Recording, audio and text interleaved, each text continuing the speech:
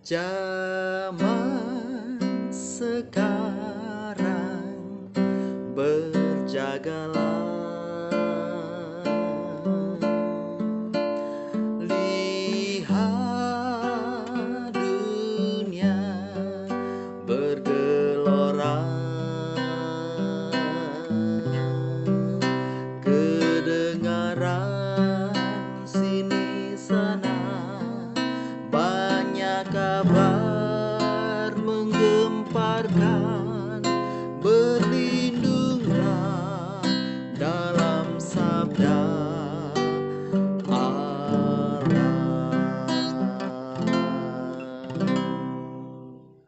Shalom Bapak Ibu yang dikasihi oleh Tuhan Yesus Kristus. Saya yakin dan percaya bahwa kita sering mendengarkan lagu ini, bahwa semakin hari banyak berita-berita yang tidak menentu. Bahkan ada banyak berita di sana sini membuat satu kehebohan yang luar biasa. Namun hal itu tidak mengagetkan kita kalau kita melihat daripada kebenaran firman Tuhan, karena memang hal-hal seperti itu harus terjadi untuk menggenapi firman Tuhan. Ibu bapak yang dikasih Tuhan, namun sesuatu yang sangat luar biasa bahwa di tengah-tengah kegemparan, di tengah-tengah situasi yang tidak menentu, tetapi firman Tuhan memberikan kepastian di dalam kehidupan kita, asalkan kita tetap berpegang teguh kepadanya. Bapak Ibu yang dikasih Tuhan, hari ini adalah hari yang istimewa, di mana hari ini adalah hari raya Pentakosta. Artinya 50 hari setelah Paskah. Di dalam perjanjian lama, Pentakosta ini merupakan hari raya yang berkenaan dengan 50 hari setelah pembebasan, ya. Dan di dalam perjanjian lama ini juga dirayakan oleh umat Israel, namun di dalam perkembangannya secara khusus di dalam penggenapan di dalam perjanjian baru, hari Pentakosta merupakan hari di mana Roh Kudus dicurahkan kepada pengikut Kristus. Ibu bapak yang dikasihi oleh Tuhan Yesus Kristus, hari raya Pentakosta merupakan hari pencurahan Roh Kudus, dan hari itu merupakan hari permulaan bagaimana Injil diberitakan, para murid memberitakan Injil, dan hari itu adalah hari lahir gereja. Oleh sebab itu, mari kita bersama-sama membaca firman Tuhan yang saya ambil di dalam Kisah Para Rasul pasal yang kedua ayat 1 sampai dengan yang keempat. Kisah Para Rasul 2 ayat 1 sampai dengan yang keempat, demikian bunyi firman Tuhan. Pentakosta. Ketika tiba hari Pentakosta, semua orang percaya berkumpul di suatu tempat. Tiba-tiba turunlah dari langit suatu bunyi seperti tiupan angin keras yang memenuhi seluruh rumah di mana mereka duduk, dan tampaklah kepada mereka lidah-lidah seperti nyala api yang bertebaran dan hinggap pada mereka masing-masing.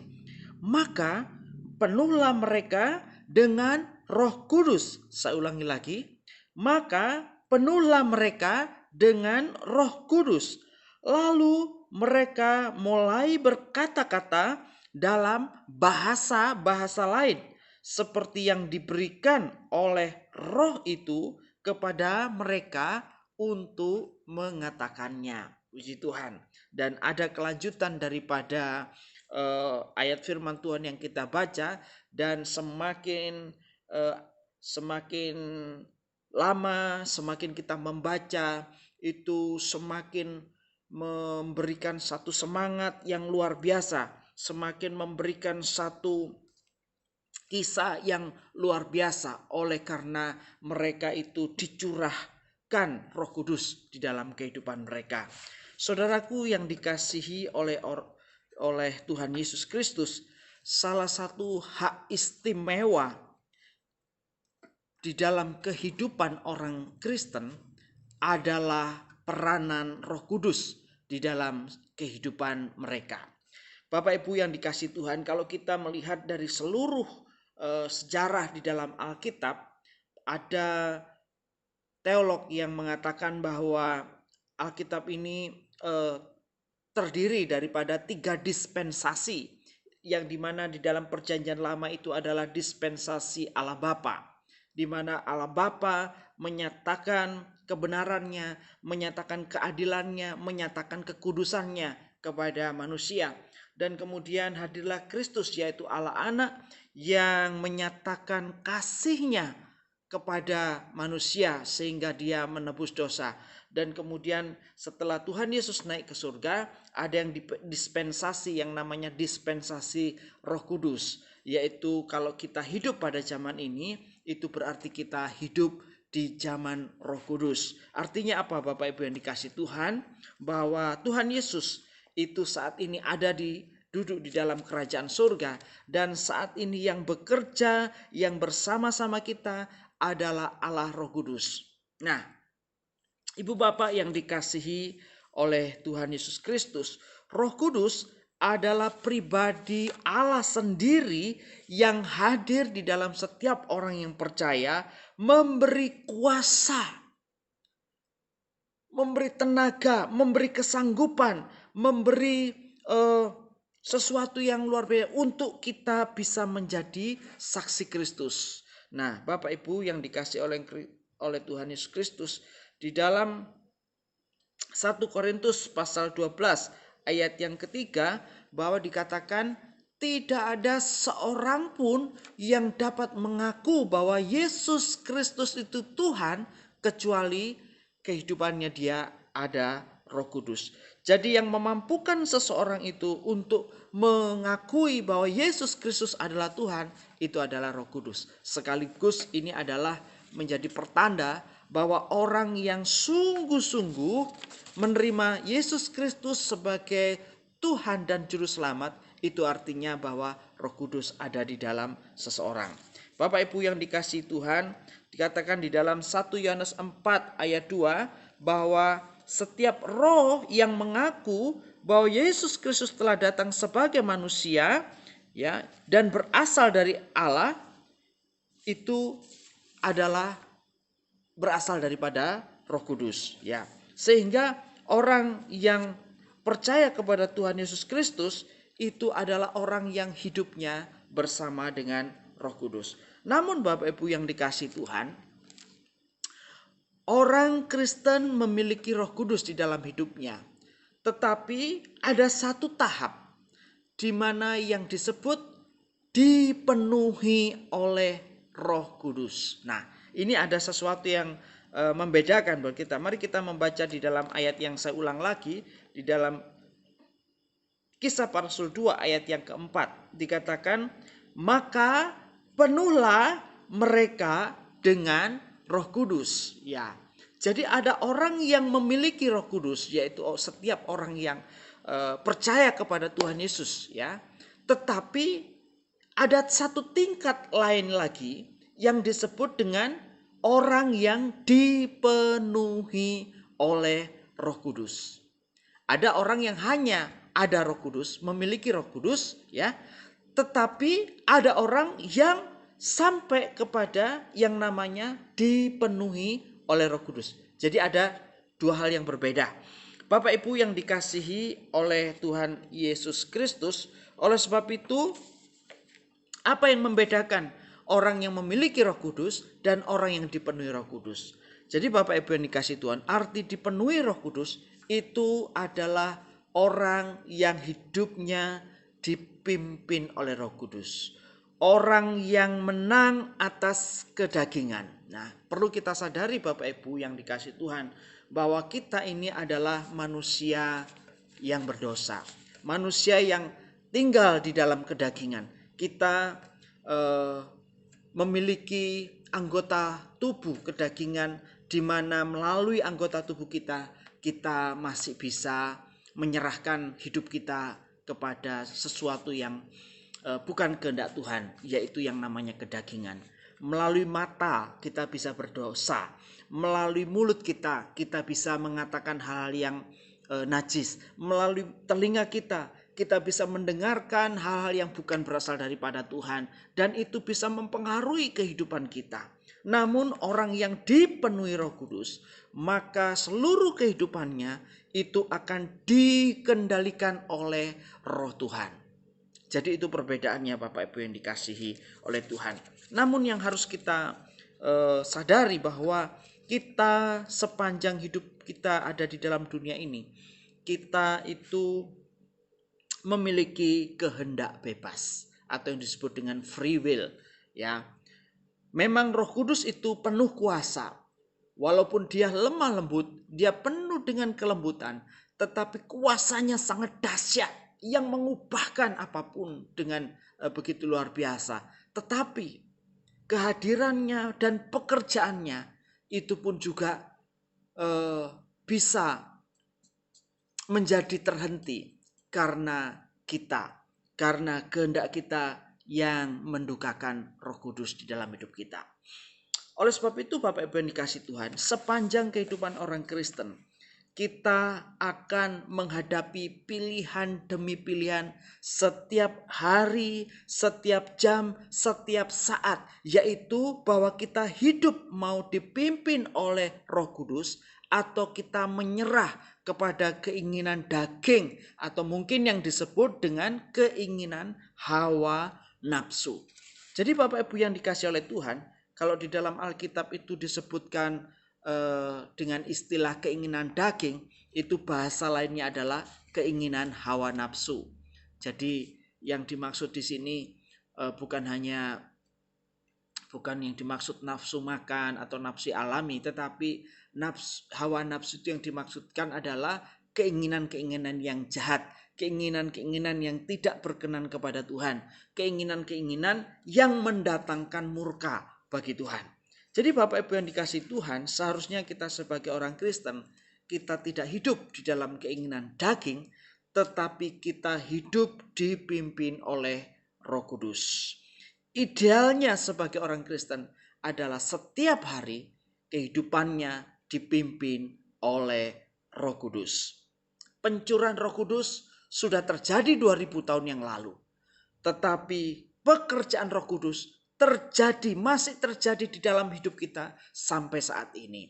Jadi setiap orang Kristen itu sebenarnya setiap hari itu berurusan dengan Roh Kudus. Pertanyaannya adalah, Roh Kudus kita ajak untuk bersama-sama dengan kita untuk menghadapi kehidupan ini, atau Roh Kudus kita diamkan, atau bahkan Roh Kudus kita lukai, kita dukakan. Bapak Ibu yang dikasihi Tuhan, tentu saja kita rindu supaya hidup kita itu menjadi berkat. Dan hidup menjadi berkat itu terjadi jika Roh Kudus itu berkuasa di dalam kehidupan kita. Bapak Ibu yang dikasihi oleh Tuhan Yesus Kristus. Oleh sebab itu ada 3 tanda orang yang dipenuhi Roh Kudus. Ada 3 tanda orang yang dipenuhi Roh Kudus. Yang pertama adalah ayat yang saya sebut tadi. Di dalam 1 Korintus pasal yang ke-12 ayat yang ke-3. 1 Korintus 12 ayat yang ke-3. Saya akan baca. Karena itu aku mau meyakinkan kamu bahwa tidak ada seorang pun yang berkata-kata oleh Roh Allah dapat berkata terkutuklah Yesus. Dan tidak ada seorang pun yang dapat mengaku Yesus adalah Tuhan selain oleh Roh Kudus. Jadi tidak ada seorang pun yang bisa mengaku Yesus itu Tuhan kecuali ada Roh Kudus di dalam hati. Jadi Bapak Ibu yang kasih dalam Tuhan, tanda pertama orang yang dipenuhi Roh Kudus adalah orang yang percaya bahwa Yesus Kristus adalah Tuhan dan Juru Selamat di dalam hidupnya. Yesus Kristus adalah sejarah. Yesus Kristus pernah hidup di dalam dunia ini 2000 tahun yang lalu. Tetapi bagaimana kita melihat Tuhan Yesus itu bisa berbeda. Banyak orang yang melihat Yesus Kristus adalah sebagai manusia biasa. Tetapi Alkitab mengatakan bahwa Yesus Kristus adalah Sang Firman. Ya, pada mulanya adalah Firman, dan Firman itu bersama-sama dengan Allah, dan Firman itu adalah Allah. Dan Tuhan Yesus Kristus adalah Firman yang menjadi manusia. Tuhan Yesus berkata di dalam Yohanes 30 ayat 30 mengatakan bahwa aku dan Bapa adalah satu. Jadi Bapak Ibu yang dikasihi Tuhan, Roh Kuduslah yang membuat seseorang itu mengerti dan memahami dan mengenal siapakah Yesus. Karena Roh Kudus adalah utusan daripada Yesus Kristus yang diutus oleh Roh Allah untuk menyadarkan manusia akan dosa, untuk menyadarkan manusia akan keselamatan. Dan Roh Kudus hadir untuk memuliakan Yesus Kristus. Bapak Ibu yang dikasihi oleh Tuhan, yang dimaksud percaya kepada Tuhan Yesus itu bukan hanya orang yang percaya di dalam mulut saja atau yang percaya di dalam pikiran saja.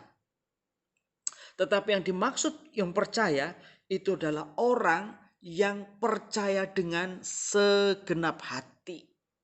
Dengan segenap hati percaya kepada Tuhan Yesus Kristus. Jadi kalau Bapak Ibu saat ini percaya kepada Yesus Kristus dengan segenap hati, berarti di dalam hidup Bapak Ibu ada Roh Kudus dan siap memenuhi Bapak Ibu. Tanda yang kedua Bapak Ibu yang dikasihi Tuhan. Di dalam Galatia 5 ayat 22 ayat 23, yaitu orang yang dipenuhi Roh Kudus adalah orang yang menghasilkan buah-buah Roh Kudus di dalam hidup kita, ya. Jadi orang yang menghasilkan buah-buah Roh Kudus di dalam hidupnya. Apa itu buah-buah Roh Kudus? Di sini dikatakan di dalam Galatia 5 ayat 22 sampai 23 mengatakan, tetapi buah Roh Kudus, R-nya R besar, tetapi buah Roh ialah yang pertama adalah kasih. Orang yang dipenuhi Roh Kudus adalah orang yang memiliki kasih. Kasih bukan kasih eros, kasih philia atau kasih storge, tetapi kasih agape. Apa itu kasih agape? Ada 4 kasih. 3 kasih ini adalah kasih eros, kasih philia, kasih storge. Kasih eros adalah kasih asmara. Kasih philia adalah kasih keluarga, persaudaraan. Kasih storge adalah kasih kekerabatan, ya, atau komunitas. Tetapi kasih agape berbeda dengan kasih yang ketiga ini. Kalau ketiganya ini kasih karena. Saya mengasihi karena ada alasan. Tetapi kasih agape itu adalah kasih walaupun. Tuhan Yesus datang ke dunia dengan kasih agape. Tuhan mengasihi kita, bahkan rela menebus dosa kita, walaupun kita telah berdosa. Walaupun kita melukai hati Tuhan, tetapi Tuhan tetap mengasihi kita. Bahkan sampai hari ini, Tuhan mengasihi setiap orang yang berdosa. Tuhan mengasihi orang berdosa. Bapak Ibu harus membedakan antara dosanya. Tuhan tidak bisa bersatu dengan dosa. Tuhan membenci dosa. Tetapi Tuhan mengasihi orang yang berdosa. Mengasihi apa? Karena orang yang berdosa akan terbinasakan. Jadi Bapak Ibu yang dikasihi Tuhan, orang yang menghasilkan buah dipenuhi Roh Kudus adalah orang yang hidup di dalam kasih agape. Kemudian juga dikatakan buah roh adalah sukacita. Orang yang dipenuhi Roh Kudus hatinya dikuasai oleh sukacita. Buah roh yang ketiga adalah damai sejahtera.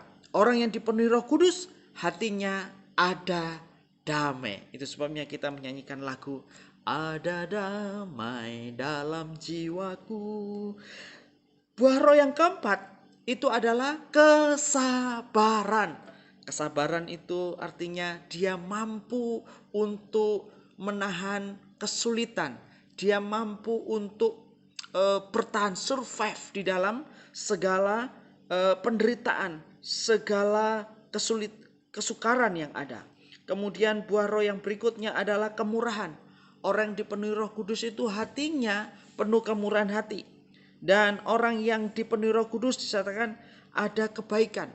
Pasti orang yang dipenuhi Roh Kudus, orang melihat dia adalah orang baik, ya. Dia menjadi orang yang baik, bukan orang yang jahat, ya. Nah, kemudian buah roh yang berikutnya adalah kesetiaan. Orang yang dipenuhi Roh Kudus, dia memiliki hati yang setia. Setia itu mungkin terjemahan lainnya adalah dia konsisten untuk tetap ikut, tetap mengasihi Tuhan apapun yang terjadi. Nah, saya tidak tahu Bapak Ibu yang dikasih Tuhan, di dalam beberapa bulan ini kita sudah mengalami satu krisis, ya, krisis global, yaitu yang disebut dengan wabah, ya, wabah corona. Ya, saya sangat menghargai Bapak Ibu kesetiaannya di dalam beribadah, ya. Awal-awal kita tidak bisa mengadakan ibadah di gereja. Nah, Bapak Ibu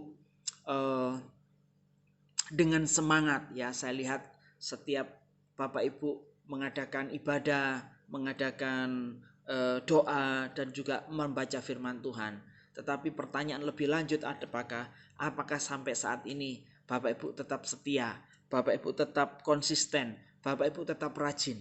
Kalau Bapak Ibu tetap rajin, tetap konsisten, berarti Bapak Ibu telah memiliki hati yang setia. Hati yang setia ini bukan hanya setia kepada Tuhan, tetapi juga setia kepada pasangan, setia kepada keluarga, setia kepada pekerjaan yang dipercayakan oleh Tuhan, setia di dalam pelayanan, setia di dalam panggilan apapun yang terjadi. Jadi Bapak Ibu yang dikasih Tuhan, orang yang dipenuhi Roh Kudus itu memiliki konsistensi setia seumur hidupnya. Nah, di sini dikatakan juga buah Roh Kudus itu adalah kelemah lembutan, ya. Lawan kata daripada kelemah lembutan itu adalah kasar. Jadi kalau ada orang Kristen menyatakan bahwa saya dipenuhi oleh Roh Kudus, tetapi perkataannya kasar, perkataannya itu melukai, perkataan itu membuat orang tersandung, perlu dikoreksi. Jadi Bapak Ibu yang dikasih, lemah lembut itu sesuatu yang enak, sesuatu yang nyaman. Saya yakin dan percaya kalau Bapak Ibu memilih spray atau memilih tempat tidur, bayangkan Bapak Ibu tidak mungkin memilih tempat tidur di atas pecahan kaca atau di atas tempat yang berduri-duri yang melukai atau tempat yang tidak nyaman. Pasti Bapak Ibu memilih satu kain yang lembut, memilih kain yang bersih, memilih kain yang nyaman. Demikian juga perkataan kita. Orang yang dipenuhi Roh Kudus adalah orang yang lemah lembut. Bapak Ibu yang dikasihi Tuhan, selanjutnya adalah orang yang dipenuhi Roh Kudus, orang yang mampu menguasai diri. Bapak Ibu yang dikasihi Tuhan, apa yang disebut dengan menguasai diri? Yaitu menguasai pikiran kita, menguasai apa yang kita dengar, menguasai apa yang kita lihat, menguasai apa yang kita bicarakan, menguasai hati kita. Jadi orang yang dipimpin oleh Roh Kudus adalah orang yang mampu menguasai dirinya. Itu ciri orang yang dipenuhi Roh Kudus, bagian yang kedua. Bagian yang ketiga, Bapak Ibu yang dikasih Tuhan, ciri orang yang dipenuhi Roh Kudus, mari kita melihat di dalam 1 Korintus 12 ayat yang ke-11. 1 Korintus pasal 12 ayat yang ke-11 saya akan baca.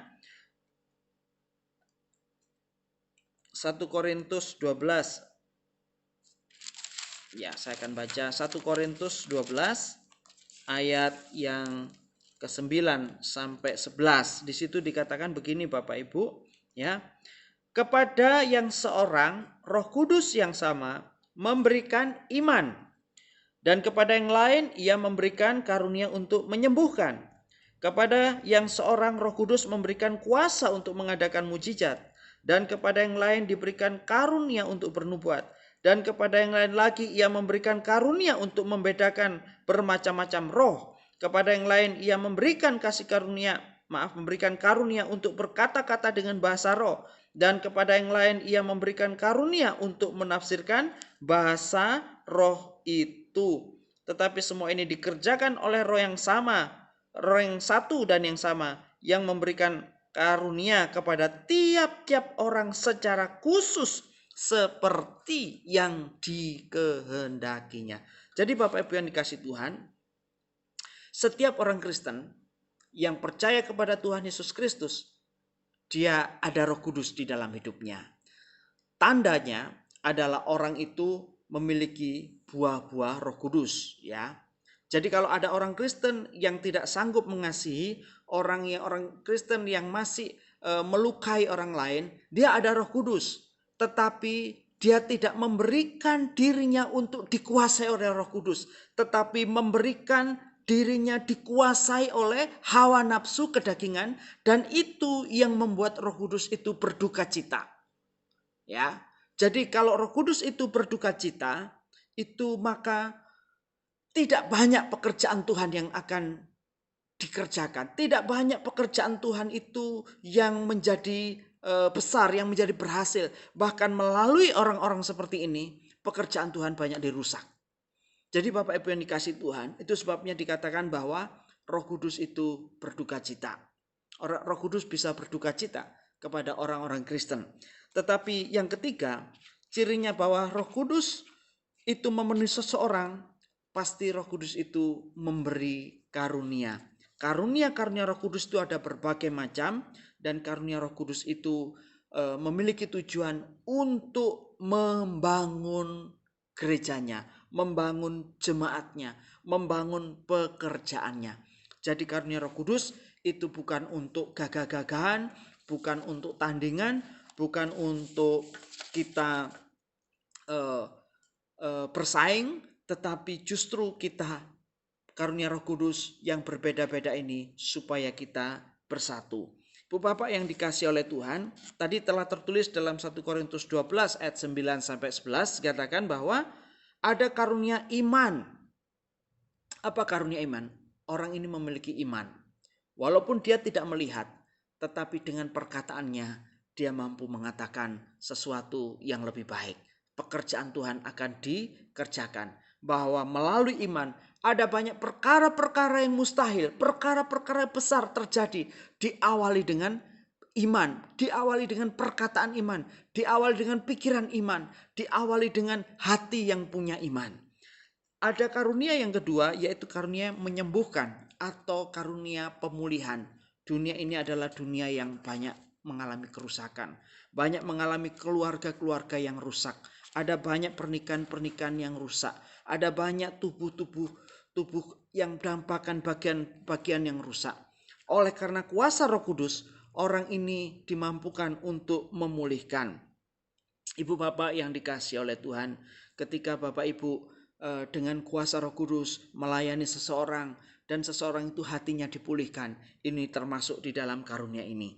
Kemudian ada kuasa mujizat. Orang ini dimampukan untuk membuat sesuatu yang ajaib, sesuatu yang menjadi jawaban doa.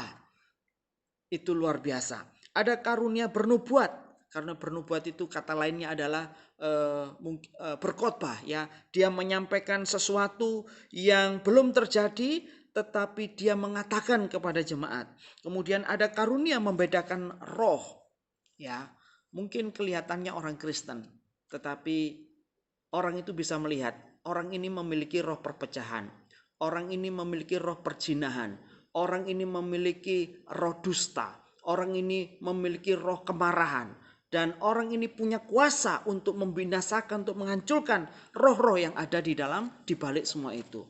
Bapak Ibu yang dikasihi oleh Tuhan, ada banyak roh-roh yang najis, ada roh percabulan, ada roh kemarahan, ada roh pertikaian, ada roh berbagai macam yang ada di dalam dunia ini yang dikerjakan oleh iblis. Dan orang yang dipenuhi Roh Kudus, orang ini bisa membedakan.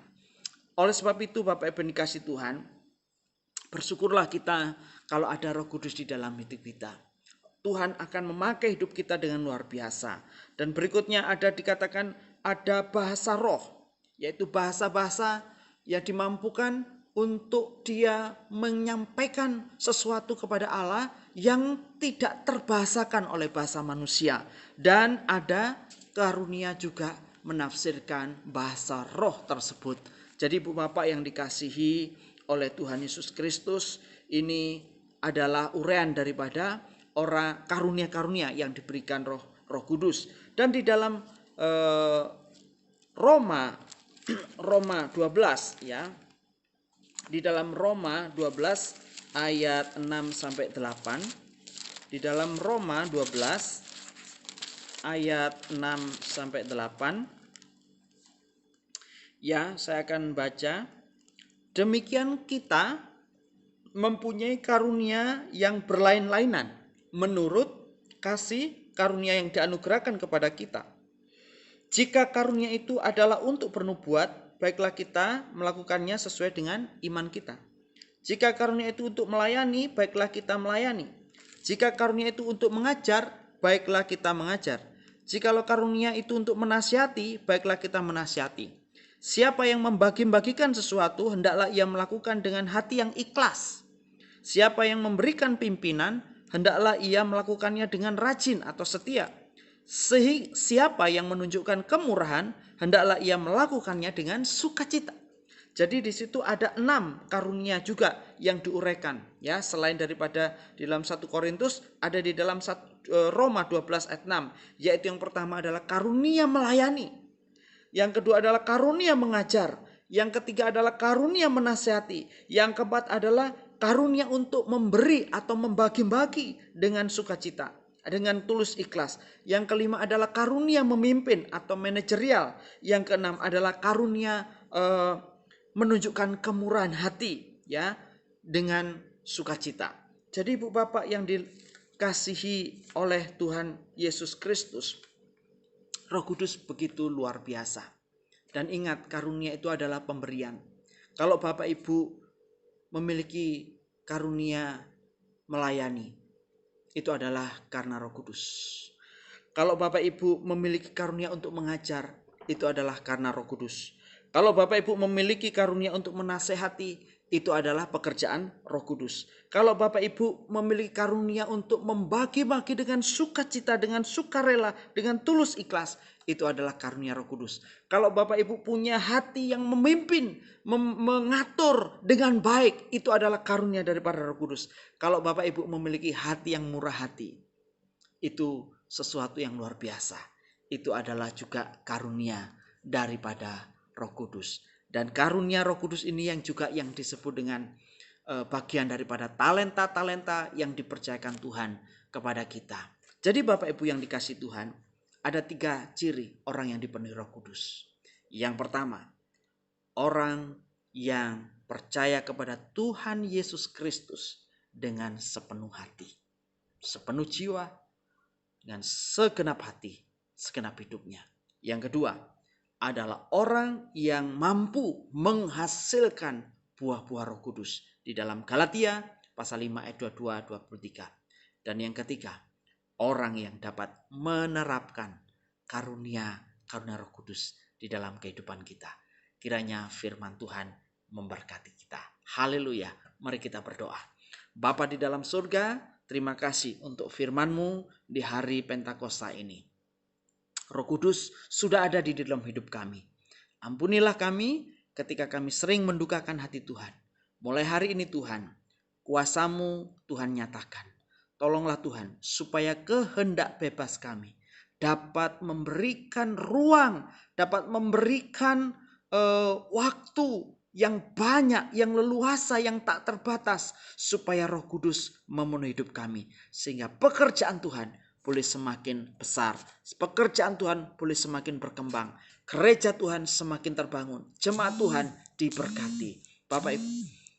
Bapak Ibu yang mendengarkan firman Tuhan ini, kiranya Tuhan bekerja di dalam hati mereka. Terpujilah namamu di dalam nama Tuhan Yesus. Kami sudah berdoa. Haleluya. Amin. Kiranya firman Tuhan memberkati kita.